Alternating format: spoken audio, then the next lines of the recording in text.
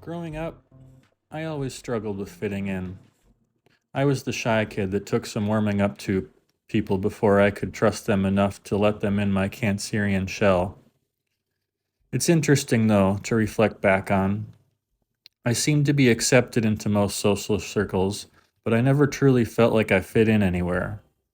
I always gravitated towards the underdogs, the kids who knew they had darkness within them, and I think because of that, they exuded a certain kind of gentleness as to be mindful of their traumas.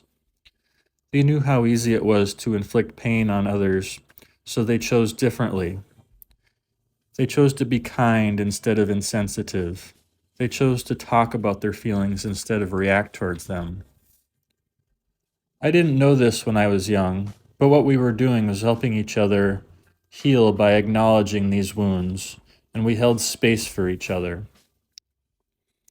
Little did I know that my empathic nature would lead me towards the path of becoming a healer.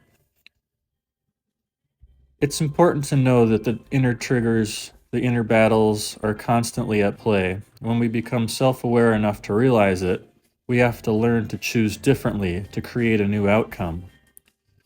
We have to learn to lean into those sensations as our best teachers.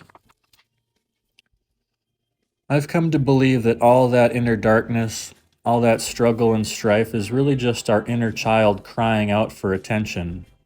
That inner child has been hurt, and they are communicating to our current self the best way they know how to. And we have to learn to create a new inner dialogue with them and ask them what they need. And ultimately, all they're asking for is love. They're asking to be heard, to be included, to be validated and held. We need to assure them that we are in this together. There is this saying, the only way out is through. And the more we try to repress these feelings and emotions, the more they bounce back with force and consequences when we least expect it. Life is just an intricate game of obstacles, and when we find ourselves in front of a roadblock, we have to find a way to turn it into a stepping stone. Everything has a lesson behind it. Everything has value and meaning. We all need to learn how to build a toolbox for stepping into ourselves so we can lead more gracefully in this life. For me, one of the most powerful tools over the years has become breath work. And one of the tools that gets me out of my head and into my body faster is cold plunging and cold exposure. This invigorating practice has changed my life. Truly, it has helped me in so many ways, not just for allowing myself to feel more into my body and my emotions, and not just for the many health benefits that come with the practice, but there is a growing sense of community around it. I have made some amazing friends through cold plunging, and it feels so good to be playing a role in my community with helping others overcome their fears and diving into themselves. And that is a big part of why I feel compelled to share this.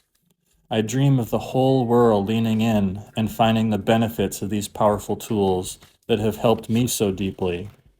And I envision trends fading and seeing a new world of people taking care of each other, a world united and strong together.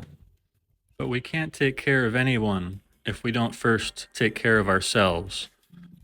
Perhaps you'll find some resonance with my words and listen to that voice deep within yourself. If you haven't opened the door yet, consider this an open invite. Enjoy the journey, my friends. One step, one breath at a time, in the present moment.